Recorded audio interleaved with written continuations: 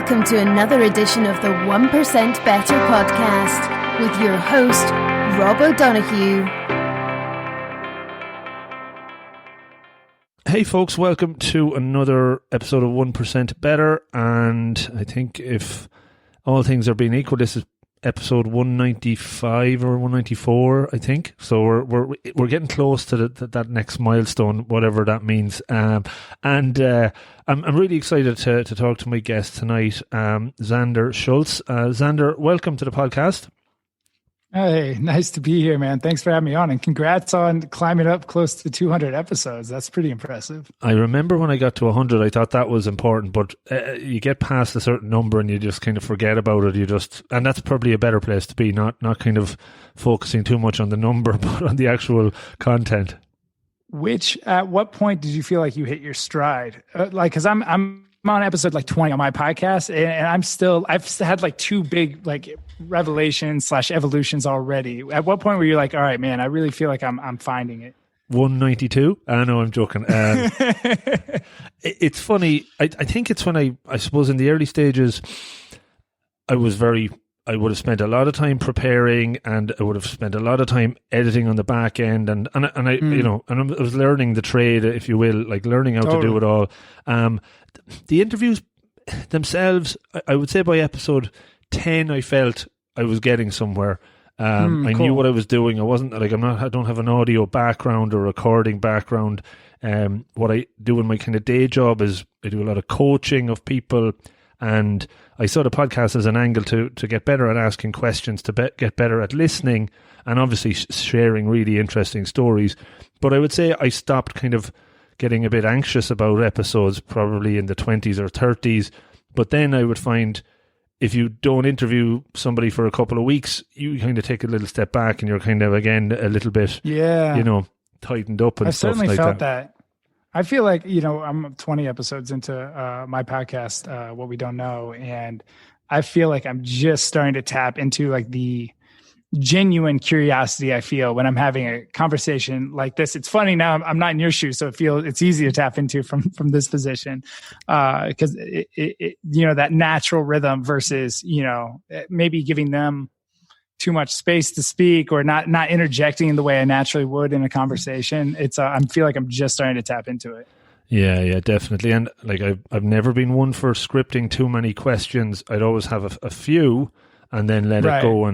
And I think, and now I'm much more casual and relaxed about that, not because I don't want to spend the time, and I probably don't have the time to get too detailed into it, but it is just a conversation and I don't overthink it, and I think that's the place to get to. And you can totally miss like those like really awesome digressions if you're too set on hitting your 7 questions you laid out or whatnot. Absolutely. And I have to ask you, I was going to ask you later, but again, there's nobody's telling me how to do this. So one of your guests was one that I was very excited about, Andrew Yang. That's a big name to get, and a really interesting character. I've been following him for a few years, and he's traded a few tweets with me or responses, but he's never been never committed to doing an interview. So tell me about that, and maybe just thinking of how anxious or nervous, or was that one that you were most kind of worried about, or? No. Andrew and I have become friends over the last few years. I met him really early in his presidential campaign as I started building a personal mission around eradicating desperation. Mm-hmm. And then came basic income, then came to learn that there was this guy running for president on a platform of basic income, mm-hmm. Which I think, should be and probably will be a part of the progressive platform that we fight for over the next few decades. And so, I'm a startup kid. I like thinking creatively about how to get the word out about things. And so as I was trying to figure out how I could help elevate Andrew and his campaign, I looked up what the most retweeted tweet of all time was. And it was a lottery of this. I think it was a Japanese entrepreneur that had an exit, and he tweeted, "Hey, I'm going to give $10,000 to 100 people that retweet this, randomly select 100 people that retweet this." I think it got like 4.1 million retweets or something like that. And so I brought that to Andrew and his team. I'm like, look, typically this would look really terrible in politics, but you're the basic income guy. Like you can totally do this because all you're doing is piloting, your big idea. Yeah. And so he ran with that idea. Him and his team ran with that idea, and it helped get him other than he was on Joe Rogan, which created a big bump for him. Sam Harris, then Joe Rogan created a big bump for him. Mm-hmm. And then the next doubling of his social following was when he rolled out this idea. And so I think he's liked me ever since, not just because of that, but it was somewhat helpful in creating a bigger platform and getting the word out to more folks. It's pretty fantastic how well this presidential campaign ended up doing and the platform he still has. I think I first heard of him. He was on actually Freakonomics, and that's where Stephen Levitt. Yeah, Levitt. Yeah. And I was just fascinated by his story.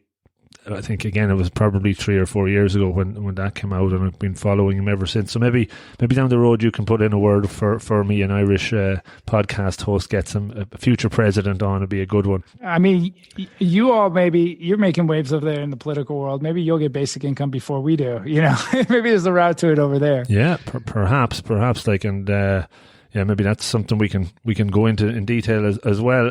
So no, that was just something I wanted to check in. And one other question I wanted to ask before we dive into the real stuff, as I was doing a bit of research, this one was fascinating, and you probably said it a few years ago.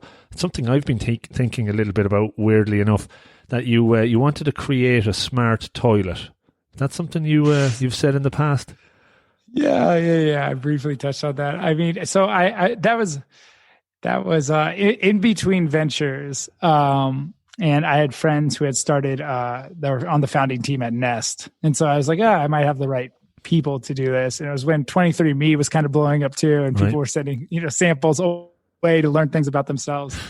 And so, that didn't leave the back of the napkin, but it intuitively made sense to me that, what doctors do when they need to collect more information is get a urine or a fecal sample. And if there's some way to kind of automate and then automate that process and then make it more regular, those check-ins, what could you learn from there? It made intuitive sense. It was one of those things. It's a good idea. I wasn't the right guy to go pull it off.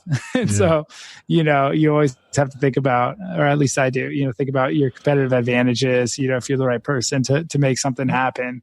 Because it's always logistically more difficult than you think it will be. I can imagine. Yeah, I've actually thought more about the actual process of using a toilet and how we use it. Is there a better way of doing it, and looking at it from a different perspective than just making it smarter? But again, maybe that's another conversation for another day. I'm talking to the wrong people about that.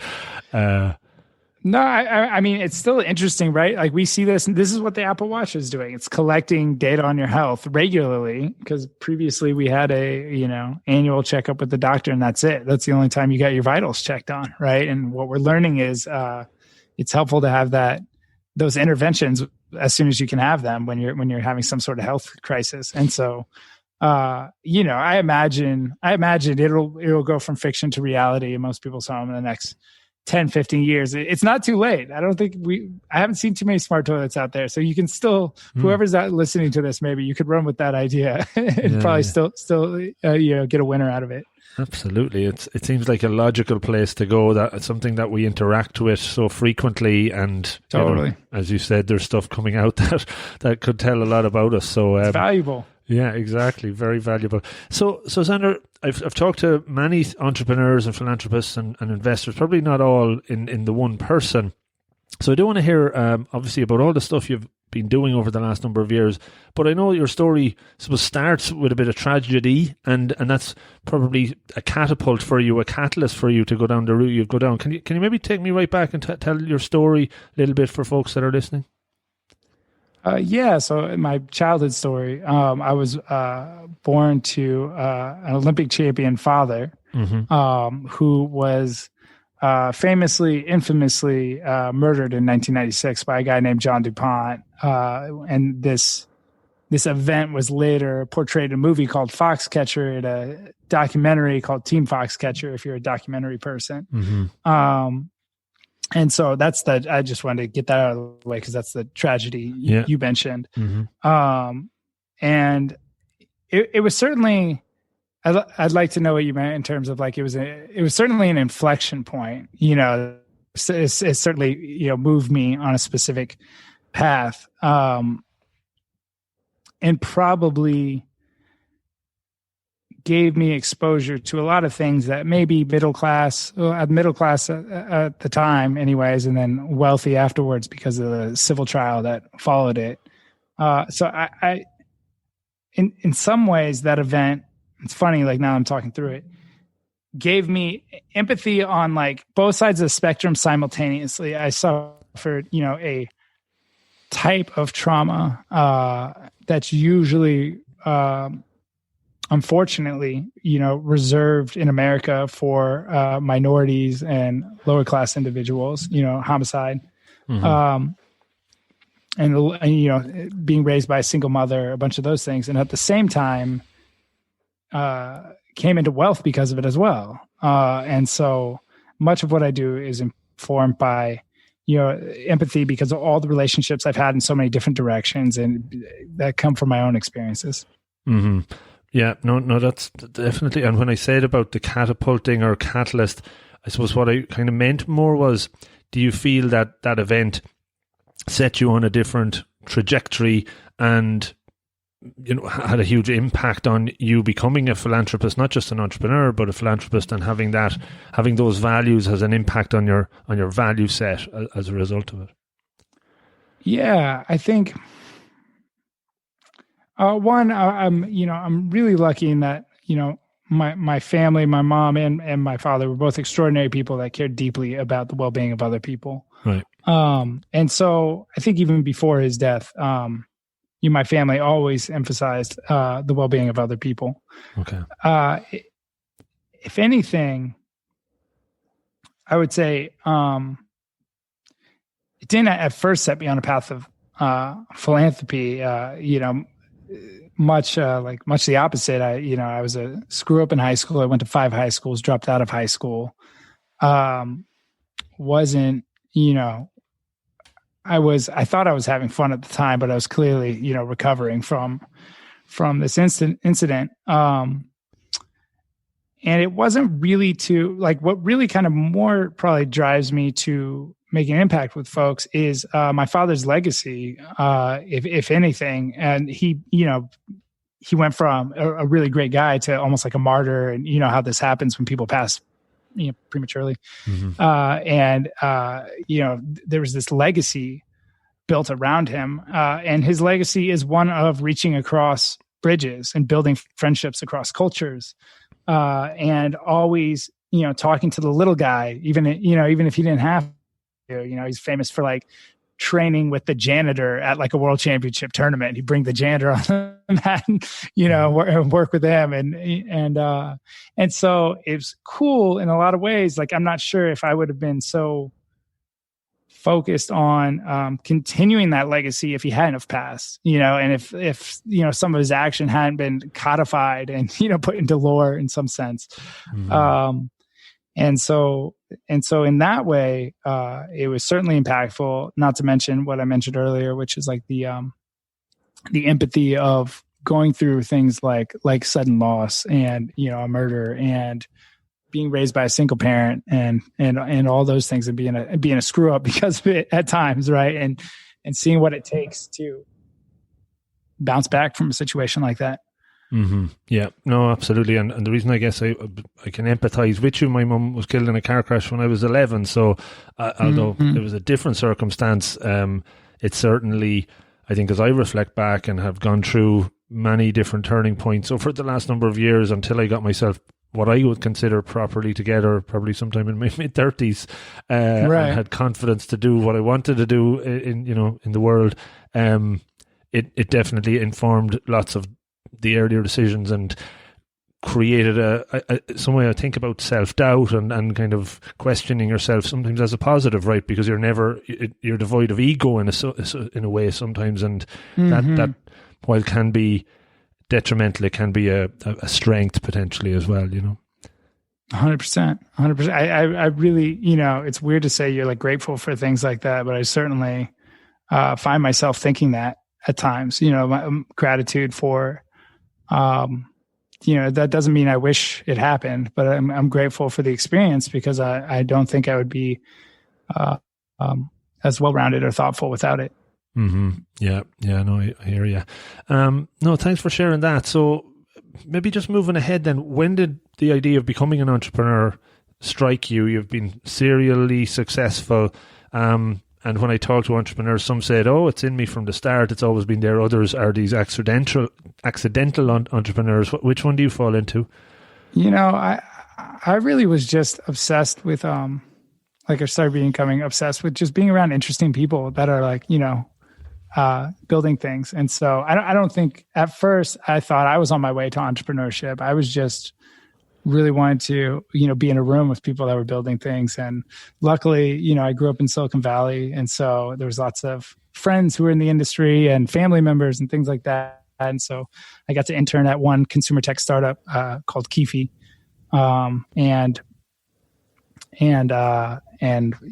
moved up to from an intern to a junior product manager, and just got my feet wet in that experience. And then, between that and honestly, the privilege of having a little bit of money to be able to invest in things and to at least hear about things. There's people often talk about the privilege of wealth as in oh, it's nice, your life gets better. But one of the things that coming in some money does is everything becomes applicable, right? It's yeah, sure, I'll hear what's going on in the startup world because maybe I can make an investment in a startup. Mm-hmm. And then all of a sudden, what we reward and look at as intrinsic, intelligence, is built through these happenings of successful people coming to me and talking to me about their smart ideas.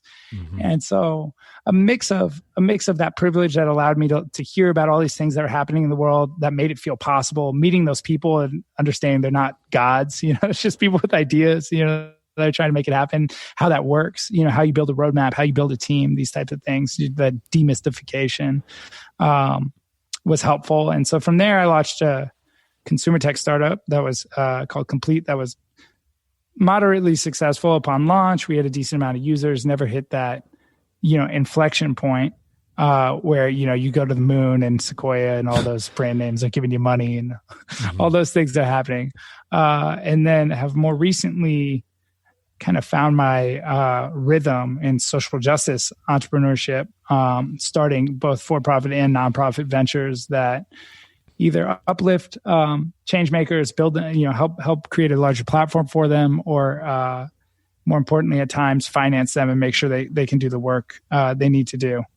And so that's really, and it's easier for me to do because I really deeply believe in the impact there. So it's easy to get up and go after it, which is another privilege, right? Work ethic, we say so often, is we treat it like it's an intrinsic thing. I don't know what my work ethic would look like if I didn't get to go after this stuff every day, but it's because I am able to do so. I'm having fun and that's a big part of it. Yeah, the intrinsic motivations are definitely something I deeply believe in and study and kind of try to get under the hood. And when I coach people, it's to try and tap into those a lot as well. Have you had ever a process or how you went about kind of really understanding, figuring yourself out and figuring out what those focus points, values, beliefs are? Have you ever gone through that kind of experience of fine tuning of what they are, or was it more implicit? Yeah, no, I think there were intentional experiences I put myself through that were kind of forcing mechanisms and figuring out who you are and what you want to do, in the world. I have a nonprofit that supports refugees. My wife and I spent a month in Lesbos, Greece during the height of that island's refugee crisis. Not that it's still not experiencing a really difficult time, but it was when, 2,000, 3,000 people were coming a day over there, and have stayed involved there. And, we spent January, we lived in the refugee camp in January, and there's something about that experience where you realize how much suffering is taking place because of systems and policy, not because of lack of resources. And be on the flip side, doing some venture capital and seeing how amazing our technology is and how easy it is for us to produce the things we need with very, very little labor. That kind of living in both those worlds, create a built up, I want to say frustration, because that's not the energy like that powers like frustration or anger, but it did wake me up to, how far we are from our maximum potential and how unnecessary suffering is. It might've been unnecessary in other eras as well, but at least there were famines, like they really ran out of food, or they really didn't know what to do with folks, and so, and the systemic nature of everything, I guess, the understanding of the systemic nature of everything really got me focused on not just private sector success or like wealth building, but really trying to move the needle in terms of minimizing suffering and desperation. Mm-hmm. Mm. It sounds like you mentioned being that privileged state of having some wealth to take that gamble, and I totally get where you're coming from. You've I suppose grew up in Silicon Valley, so in some ways you're exposed to that constantly, and it's part of the culture. And if you're not investing or not taking a gamble, you probably are seen as maybe the odd one out in a way. Has fear ever come into your situation or prevented you from doing anything, or what's your relationship with that? With fear? No, but like I'm hesitant to, not on the business side, but I'm hesitant to like, I hate building like the mythological risk-taking entrepreneur. It's like I can afford to fuck up, and so I don't know what the real risk is. Like oftentimes when people are like, oh man, you put yourself out there, I guess there's like some reputational stuff, maybe you weren't ready and you hurt relationship. But to be honest, if you can play in this game, the people you meet along the way and the lessons you learn by doing this stuff exceed, anything I could have been taught, by, or if I worked sales, at some, startup, and not to dismiss that career. I'm just saying like, it wasn't a real risk. I gained so much by taking, quote unquote risk and throwing myself into these arenas and meeting all these interesting investors and entrepreneurs. And so I've always seen it. I mean, I don't look at it through a selfish lens. Like I'm really trying to, be as impactful as I can, but I've also always seen, leading initiatives and being part of interesting projects as such a social benefit, professional benefit. Like I'm really not taking hits. Now, if you told me to invest all my money in something, I need to, finance my house. Yeah. I mean, people do that, and so I try not to compare myself to folks who are doing that. Because I don't know, it's hard to say like I would have that conviction with any of this stuff because I'm not forced to have that conviction, right? Mm-hmm. I'm making it sound like I'm a Rockefeller. I'm not a Rockefeller or anything. But I'm just saying I'm there's a cushion there. I've got a loving family too, so even if that goes away, I'm in a good spot. So, so business wise, no. My wife will tell you I'm motivated by fear in a lot of other places. I don't like jumping off things or going too fast anywhere. So there's other places in life where I'm motivated by fear. That's okay. You have some risk management strategies in there. When you think about some of the investments you've made, and for those that are, probably a standard enough question, but what you've learned from those ones that maybe didn't work out, with your antenna up now, can you sense things a lot sooner to get out? Just some of the experience you've learned, lessons along the way on that?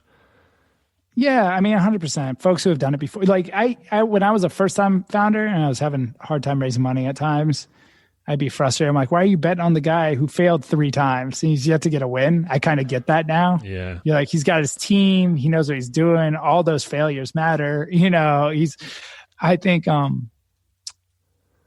entrepreneurs who lead with a lot of vulnerability, you end up trusting them a lot. And you ask them how they're going to solve for something. You're like, I don't know, man. It's a new world. This is our best guess. This is why we think this. But those folks that can, it's kind of like the antithesis. What I like to see is like the antithesis of, what we build up as the entrepreneur, like the Steve Jobs mythology of, I know all the things, you guys just don't see it. I see it. Like whatever the opposite personality of Steve Jobs, or at least the myth of Steve Jobs is. Mm-hmm. People are really vulnerable, have been there a few times, know the space really well. You either worked in it or started something else in it. Those are the folks that build a lot of trust really, really quickly. Mm-hmm. There's other things, right? Traction helps. Like I get why investors wait to see traction on things. Sure. Unless you really know the space, it's hard to predict what'll take and what doesn't. Mm-hmm. So waiting to see if things pick up in an era where it's so cheap to build products, so easy to get an MVP out there. Mm-hmm. It's totally reasonable, especially if you're cutting a big enough check where you can afford to, in some capacity. The role of you mentioned, I suppose, being in the circle with some individuals that were great mentors, coaches along the way.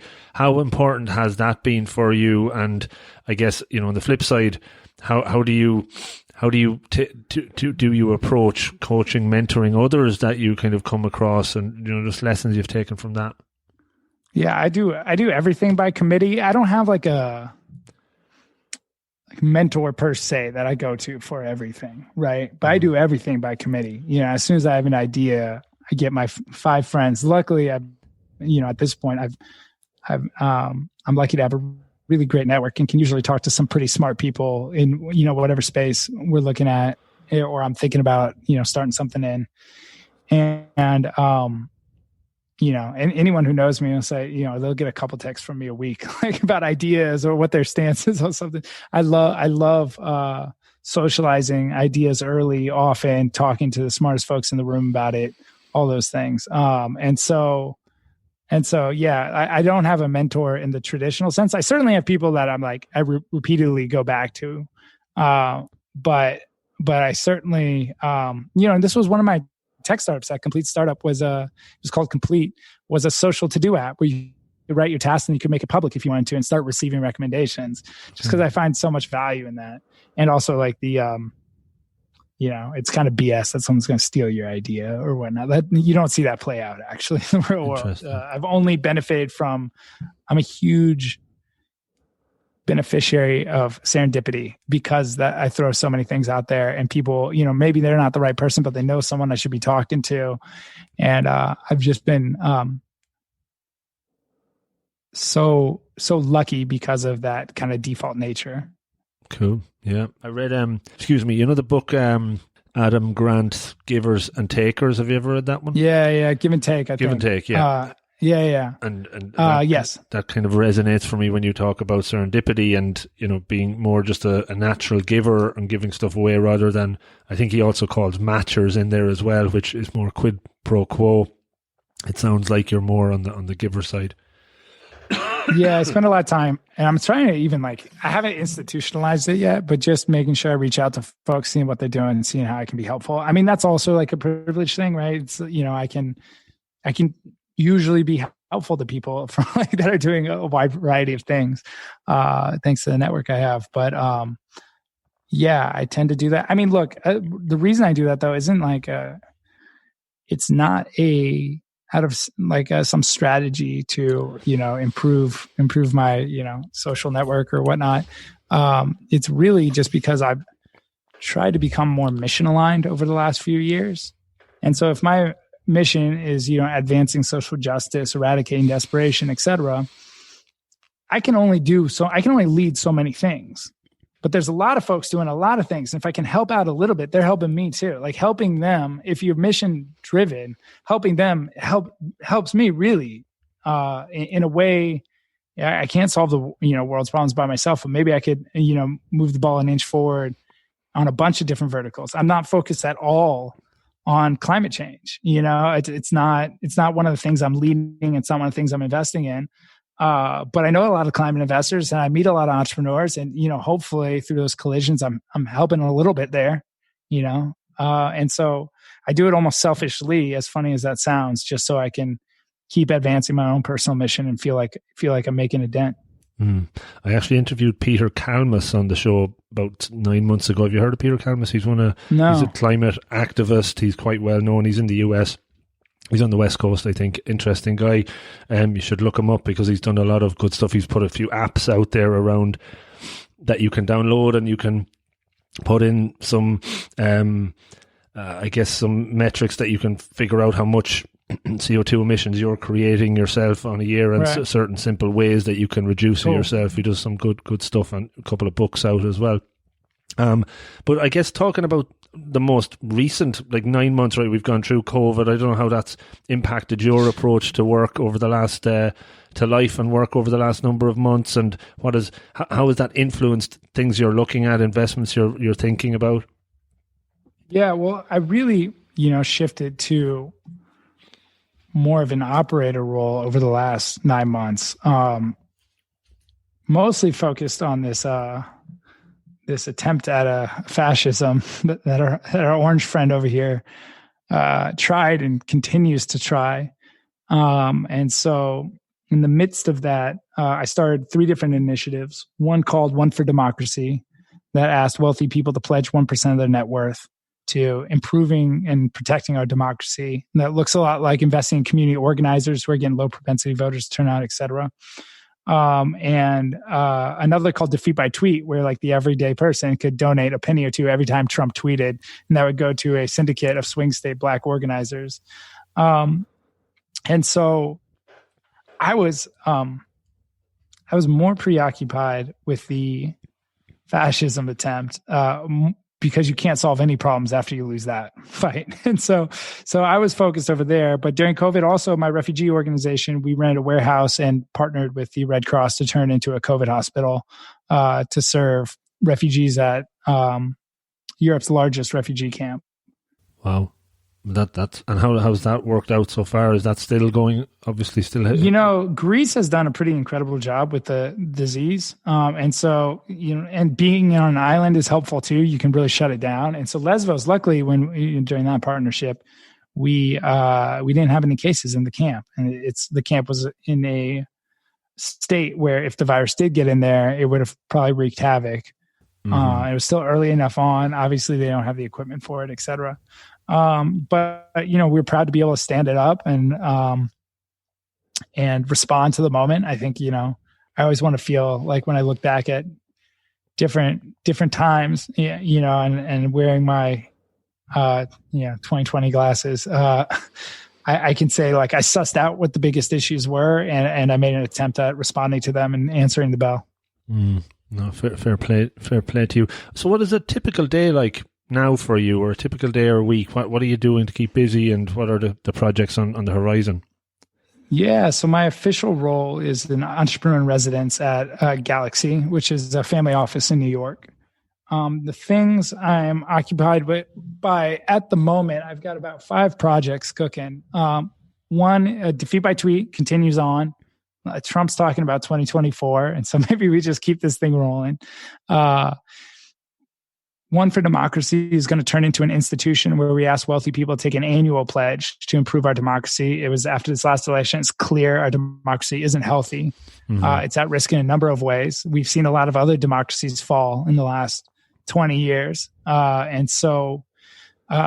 it's not really a philanthropic space right now, like democracy, right? Maybe political giving, but democracy, strengthening. And so we're trying to create an institution that makes that a real space. Do you want me to keep going through them, or I don't know if you have? Keep going. It's interesting. Yeah, we have a refugee organization I mentioned called When We Band Together. We're now focused on creating community centers in Lesbos, Greece. So we're launching a sports and wellness center where people can come and either get everything from trauma counseling to wrestling practice, to basketball, to kids arts classes, etc. Like really kind of normalize life, give people a place to like grow, and we want to turn that into a model of continuing to rent local warehouses, help with the local economy, and provide places that create a joyous, normalized atmosphere for people who have been through so much.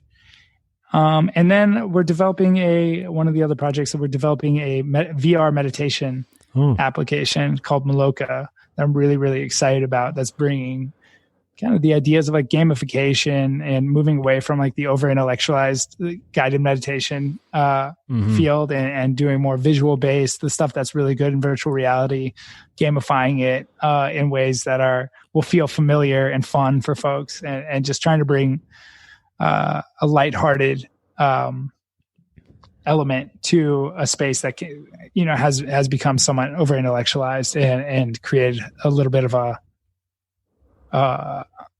walled garden. It's not walled garden, but it created distance for a lot of folks who maybe feel like they can't step into it. Yeah, no, that sounds really. What's the name of the company or the project that you're working? Maloka. It's called Maloka. Maloka, right. Yeah.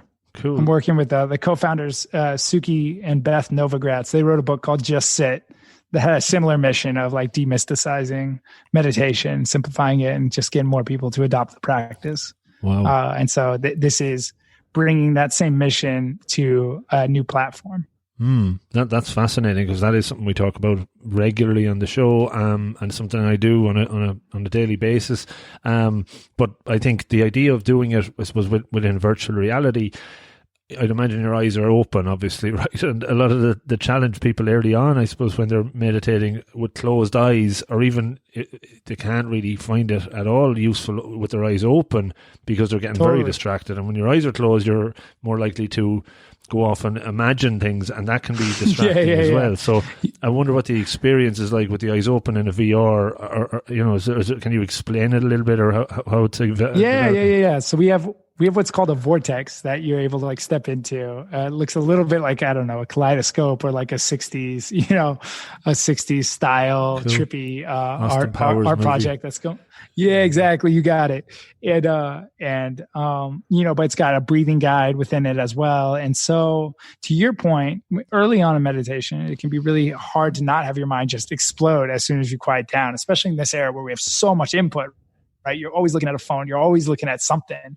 So to have a visual guide and to focus on your breath through that, and to have a little less words, in your ear and telling you to feel a certain way or whatnot, and to just do the practice, we think it'll land for a lot of folks, and to your point, it'll land for folks who are just starting on that journey. And figuring out how to do it right? That's like constantly in your head when you're in the beginning, like, am I doing it right? And so to just have those visuals and a really beautiful soundtrack guide you through it, I think it'll land for a lot of folks. Wow, that sounds really, really cool. It's definitely the next frontier, I would imagine, and a whole area that could really open it up and make it more accessible for people, right? Totally. Yeah. We're betting on, Facebook bought Oculus for $2 billion. So we're betting they're going to want to make good on that investment and make sure, the platform's adopted. And so, our bet is, let's be early over there. We'll be early and we'll have something really, really polished, and it's built for that platform, wow, instead of porting over from mobile or whatnot. So it's a measured bet. You never know. It's reliant on Oculus taking off and VR being a real platform that a lot of folks adopt. I think the pandemic's been somewhat helpful. Not that that's kind of distasteful to say that, but in terms of virtual reality adoption, it's been helpful. Yeah.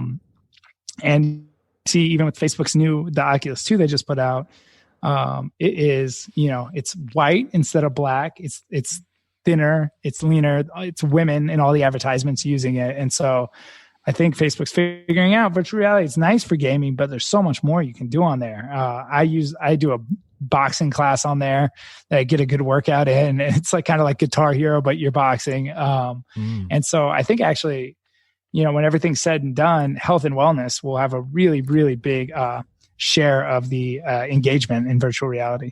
I can imagine that, and I'm just triggering off my mind there. What's the Peloton as well, for probably, the bike that could tie nicely into something like that. Yep. Yeah. Yeah. The Peloton's another great example of like folks who've really benefited from us. Both everyone's stuck at home, but also everyone got to slow down a bit. And I know if you didn't get, if you didn't get sick from this and you weren't struggling financially from this, I know a lot of folks who've gotten healthy during this time too, as they kind of slowed down and created some new habits. Yeah. And actually, one of the things I'm recommending to people in what I do in my day job is talk about a lot of that and help people counteract it. And with the commute being taken away, it's introducing a fake commute or a virtual commute into the day life in the morning and the afternoon, to separate the boundaries between work and life, and that's essential as well, I think. Yeah, we're all trying to figure that out, right? It's like, we all did the thing where this thing started, and when we went back to work, we scheduled 14 Zooms in a row from 8 a.m. to 7 p.m. and never put a lunch or like a walk in there. Yeah. And it's like, I at least, from my my experience, I trapped myself in a weird, unnecessary type of hell for like 2 weeks there before I figured out how to do this a little better. Yeah. I was probably somebody that was working from home before it all, so I kind of had it a bit figured out. But I remember you had a rhythm. I remember talking to a few people that had been a complete shift, and they were like just weren't doing well at all. They had no boundaries. They hadn't figured out how to cut the cord at 7 or 8 o'clock in the evening, and it was just definitely an adaptation period for a lot of people. 100%. 100%. That's nice. You had a rhythm. I was in New York. New York interrupts you all the time. You walk everywhere. You're on the side. When I talk about New York, I like temporarily adopt like a deeper New York accent. But you walk everywhere. You're on the subway. So you have all those little breaks. You have a million little breaks. You're meeting with 1,000 people, and so to go from that to, walking 20,000 steps a day by accident to like being in the house, I had none of those. Yeah. But I'm figuring it out. A couple of final ones that I like to just kind of sprinkle in, and they're more, I suppose, around kind of personal hacks or things you do to get stuff done. From a goal setting perspective, do you have an approach for setting goals, managing goals, achieving goals? Yep. This is honestly, so I was a high school dropout and ended up doing pretty well in college. I was valedictorian nominee in college, and had a couple startups I started, and those two experiences weren't separated by that much time, but it really was driven by the adoption of just a few habits. One was a good morning routine. Nothing I'm going to say is that surprising. One was a great morning routine. I use an app called Streaks. I'm looking at it right now. That you can set up your habits. It's like having good habits, like holding your own hand. It's like being your own mentor. Yeah, essentially. And so, there's nothing magical about, my morning routine other than I get up pretty early, so I get up early, I hydrate, I meditate, check my calendar, inbox zero, and then spend like a good hour and a half with my wife, which, keeps our relationship strong, take a walk together, all that stuff. And so having that was great. And then, the way I set up my tasks in all the different projects I do, I always have my annual goal, my quarterly goal at the top of it. Mm-hmm. And so every week on Mondays, I set my weekly goals. And because I'm always looking at what the big goals are, I make sure they're correlated, because I found if I didn't do that, I could run away with things that felt busy but didn't advance me towards where I was going. Mm-hmm. Yeah. And do you use an app for that as well? Like I use Trello for all of them. Those. I use too many. Right. There's nothing specific. I I use Asana for my team stuff, but even then they were complaining today. So I almost, I started us on Monday. I think I'm going to go back to Asana, but I try all of them. And then, the team ones I find a little some throughout the day. And so usually use the team ones to get organized. And then I use a to-do app called Slash. That's like pretty amazing. If you have ADD, it's fantastic because you create a list for everything you're going to do for the day, and you slash, and it actually sits like a little, it sits your current task on your desktop. Right. So it keeps in front of you, but you also get that dopamine hit from getting it closed out, I would imagine, with the slash. Yeah. Definitely. I'm not addicted to much, maybe coffee and that. I'm fascinated when you said you hydrate first thing in the morning. I'd be at 5:15 as my alarm goes off, and that's been the biggest game changer in my life. And like that, it's not rocket science, it's just discipline and getting up and doing. I tend to try and get 3 things done by 7 a.m. before the day really starts. And that's it. It's the game changer because I have that sense of achievement already, and you feel a little bit better. But I tend to drink coffee nearly immediately. I get up and do 10 minutes of stretching and meditation, and then a coffee and a slice of toast. But I'm trying to see if should I switch the coffee out and just drink some water or something like that. You hydrate water first thing, is it? I do water at 5, and then at 7:30, I switch. So I do all those things. And to your point, it's a great time to also get those couple tasks done because no one's hitting you up yet. You got no inbound. Mm-hmm. I keep the phone off a lot too. I keep the phone off and away from me. Now Apple's connected everything. So I get my texts on my, on my phone, on my computer, but try to get those things done. And at 7:30, my wife and I will make a coffee, and then we'll take a walk together and talk about, the day's goals and how we can help each other and all those things. Very cool. And last one then, what is the most recent thing that you've learned that has been really useful for you? Something that happened of late that you've put into practice, maybe that's been valuable? The older I get, like the more I'm realizing the cliches are all true. And the cliches and the basic lessons are true. And I was just being an asshole, not listening to any of them and thinking it was something else. That is so freaky, because I actually find more and more recently, and actually just today, one I heard, I'm sorry for interrupting because it's just popped into my mind. No, it's great. And there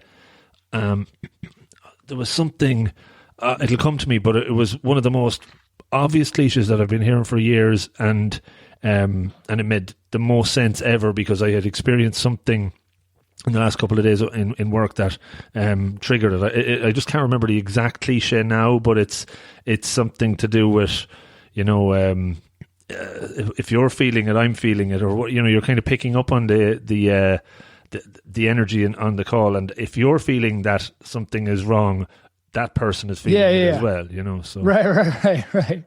There's all these, and so anyway, so I've as a broad lesson, I've learned that there's all this wisdom that's like already out there for us, and just pay a little bit more attention to all those things. They're probably true. And then more specifically, making a good hire can make such a big difference. And I think probably just out of curiosity or a desire to learn things, I hang out in roles and in spaces where I could probably hire someone more talented, and that, in that particular role, I'm good at catalyzing things, and I'm good enough at many things, but a good hire can really free you up, can take your company to the next level.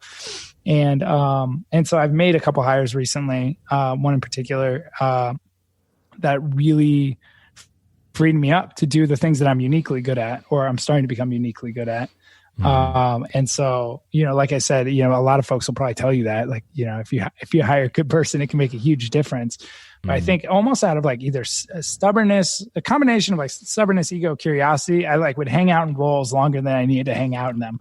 And so I'm just trying to more quickly identify when I don't need to be there, or maybe have the resources to get someone else there. Yeah, no, that makes sense too. And maybe that's an opportunity for, remember we talked about mentors or coaches, and people highlighting those blind spots somewhat can totally potentially be good return on investment in those conversations as well. So that sounds really interesting. Xander, just to wrap it up, so you have your own podcast, maybe share a little bit about that and how people can find more info about yourself. Yeah, I have a podcast called What We Don't Know, where I talk to leading changemakers, Nobel Peace Prize nominees, presidential candidates, as you mentioned, about the problems of our time, the issues of our time. And these conversations about some of these things are out there, but I found they're oftentimes talking to academics, or there's this like sorrowness to discussing these topics. And when you talk to activists that are moving the needle and making an impact, it can be so inspiring. You'll learn in ways you just don't learn when you're talking to academics, or hearing a journalist talk about it, just hearing it firsthand from them. And then you'll be so inspired by the solutions these folks are creating, the motivation and what they're trying to do in the world. And so because I was working at this family office, I help with the foundation. I meet a lot of these folks through that. I've started initiatives that fund a lot of these folks. I just felt like I was getting like a update on a monthly basis in morality, in how the world should be and how the world could be. I became so much more optimistic talking to all these folks. And so, one, selfishly, I wanted to continue to learn from all of them. And two, I wanted to share these like amazing people and these amazing conversations with more and more people. Mm-hmm. Yeah, you've nailed it. From my perspective, I guess I've been inspired. I've enjoyed listening to you as well, and it's great that we can have the conversation and share it out there. And without doubt, people pick up on these things. And just the usual one thing that somebody might take out of this conversation might be very different to the other person, but there's lots of good things in there. So look, thanks a million for taking the time out, man. It was really cool to chat to you. It was a very interesting story, and look forward to hearing more in the future. All right, brother. Thank you so much for having me on, man. No, all good. Care, and I'll probably get this one out in the next week or so, probably this side of Christmas. So I'll be in touch, and I'll get it on Twitter, and we can share it with the world, and tag Andrew Yang in it as well. So all right, we'll get him over here. All right, brother. All right, man. Take care. Great one. Good luck. Hey folks, thanks so much for listening to the show. If you enjoyed it, could you please consider helping me extend the reach of the podcast that a little bit further? You can do that in a number of ways. The number one way is to subscribe on your app of choice. This helps me with the chart ranking, leading to more folks stumbling across the podcast and checking it out. You could also repost it on your social media channels. Any of them would be great. And maybe even tell a friend in person or over the phone. Pick up the phone, give them a call, and tell them about the 1% Better podcast. Tell them about this episode or one that you've heard in the past. Any will do. I would really appreciate it. In the last year, we set up a 1% Better Slack community, which you can join for free and interact with me and other members of the community and improve through holding each other accountable and sharing monthly challenges. It's a lot of fun. Check it out.